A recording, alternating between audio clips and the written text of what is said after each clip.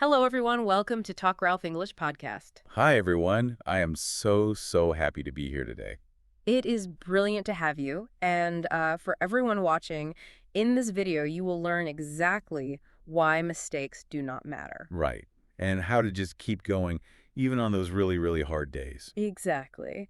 By the end of this deep dive, you will feel stronger, more confident, and ready to keep learning English no matter what happens. I love that. It is such an important mission today. It really is. And of course, let's meet our guest, Aria. Thank you so much. I am really excited to jump into this source material with you. Me too, because, well, learning English is tough.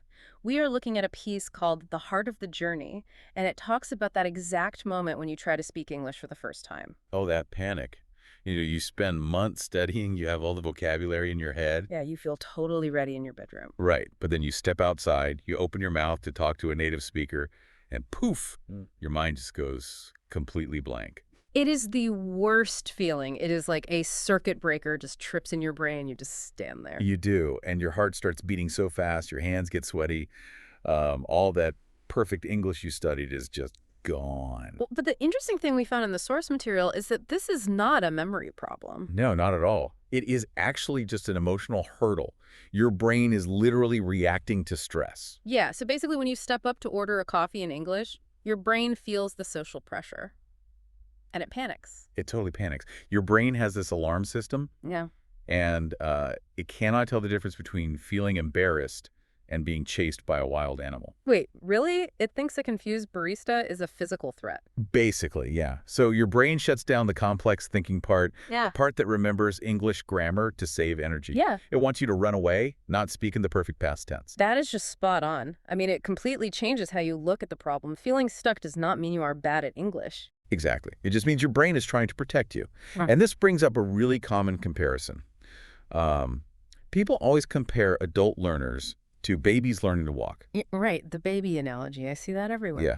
A baby makes funny sounds, they fall down, they get right back up, and they do not judge themselves at all. I do want to push back on that just a bit, though, because, I mean, is it really fair to compare us to babies? How do you mean? Well, babies do not have an ego, do they? They do not care about looking silly. When a baby falls over, everyone in the room claps. That is true. It is very cute when they fall. Right. But when an adult tries to speak English and completely messes up the sentence, the room goes dead silent. It is awkward. We have our pride to protect, you know? That is a totally valid point. But that friction, that fear of looking foolish, is exactly why the source material uses the baby analogy. Oh, because the baby succeeds specifically because it does not care. Yes. The baby does not waste any brain power worrying about what other people think. Adults have this invisible wall that goes up when we feel anxious. An invisible wall. Like a filter. Exactly like a filter. When you feel stupid or scared, that filter blocks the new language from getting into your brain. The baby just leaves the filter down. So we do not need to act like babies. We just need to stop judging ourselves so much. We have to walk right through the mistakes to lower that wall. You hit the nail on the head. Yeah. You have to consciously choose not to stop, even when you feel silly. That makes perfect sense. Real quick, before we go further, if you're enjoying this so far, please hit like and subscribe. It really helps us out. It really does. And, you know, speaking of feeling silly, there is this story in the text that perfectly shows how heavy this feels in the real world. Oh, the story about Sam. Yes, let's talk about Sam. Yes, such a relatable story. So Sam moves to a new country. He's just starting to learn English. And it is his first day at a new job, right? Yeah, first day. He decides he wants to order a coffee at a busy cafe, so he steps up to the counter. It is super loud in there. There's a long line of people behind him. So the pressure is just massive, a huge queue of impatient people. Huge pressure. And he tries to speak, but he uses the wrong word. And the cashier just gives him this blank stare, like total confusion. Oh, no. I can feel the embarrassment from here. Right. Sam's face gets bright red. He just wants to disappear. And the text says he actually went home and cried that night. Because it feels like a personal failure. It wasn't just getting a test question wrong in a textbook. It happened in public. Exactly. It makes you feel like you are just not smart enough.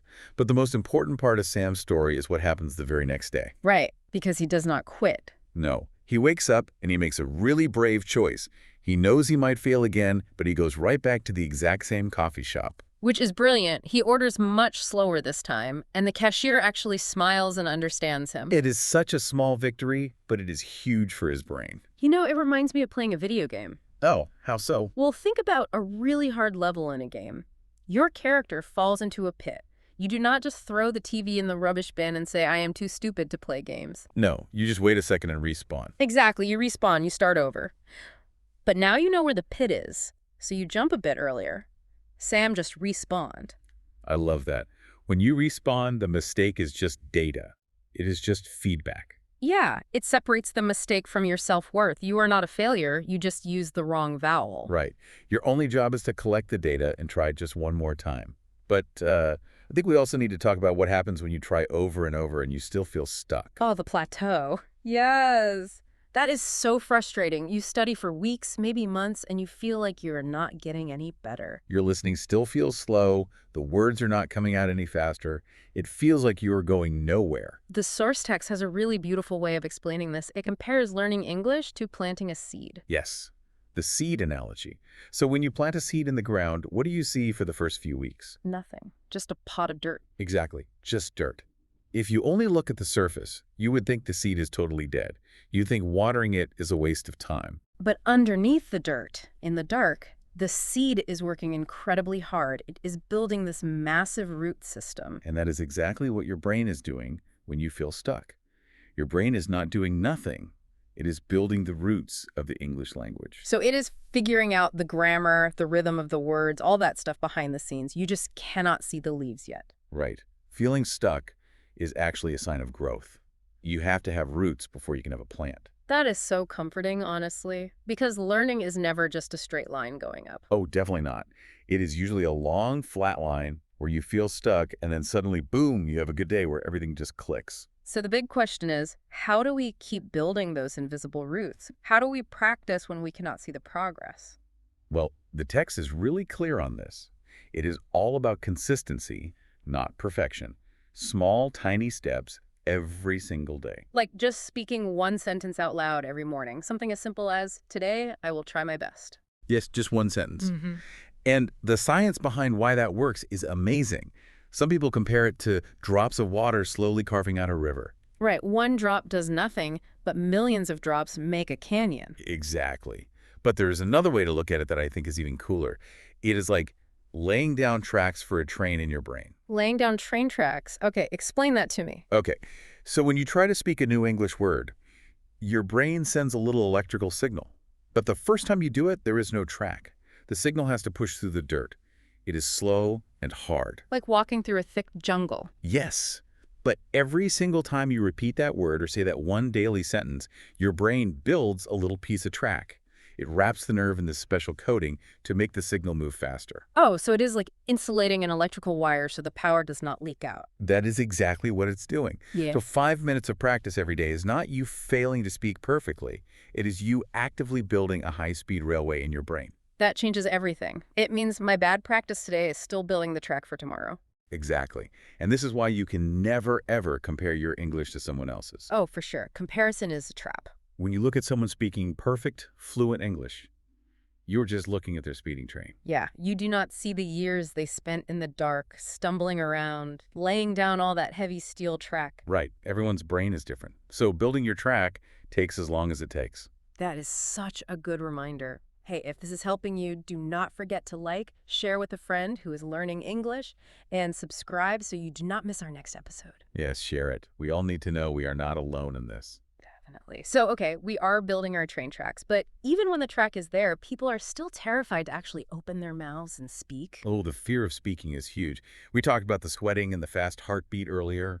And a lot of that fear comes down to one specific thing: having an accent. People are so embarrassed by their accents. They really are.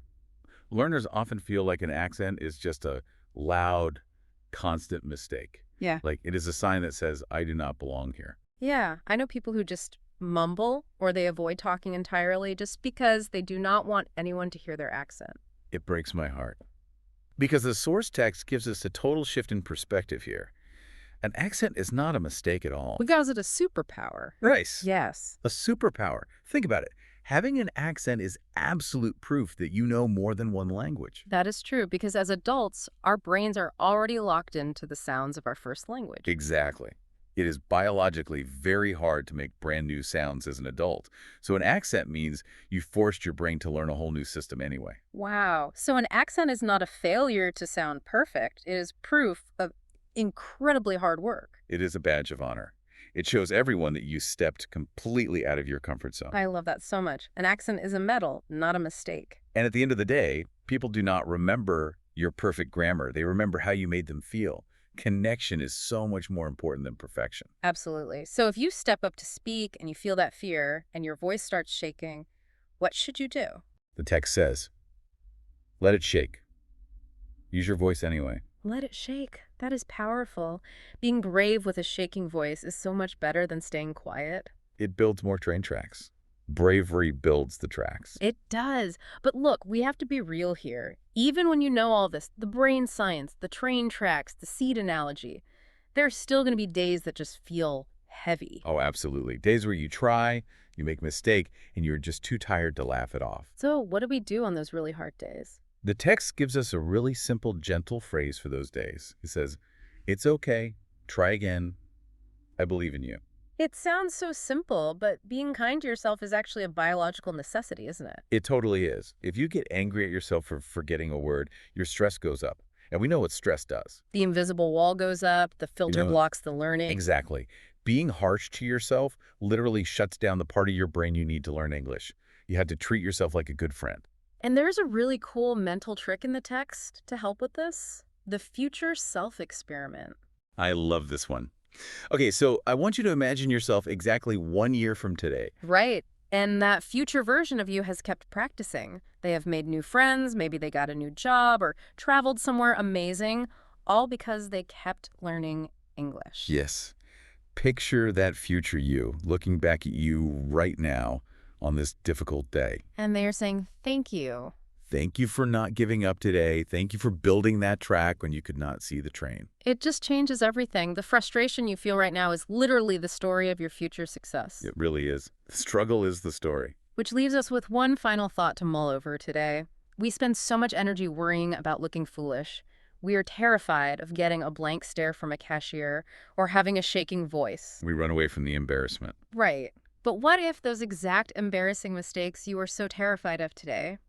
What if they become the stories your future self laughs about at a dinner party? Oh, I love that. What if your biggest mistakes today become the exact stories you use to inspire someone else next year? The failure today is the wisdom tomorrow. Exactly. So the next time you step up to speak and your mind goes blank, do not panic. Take a breath, let your voice shake, and try just one more time.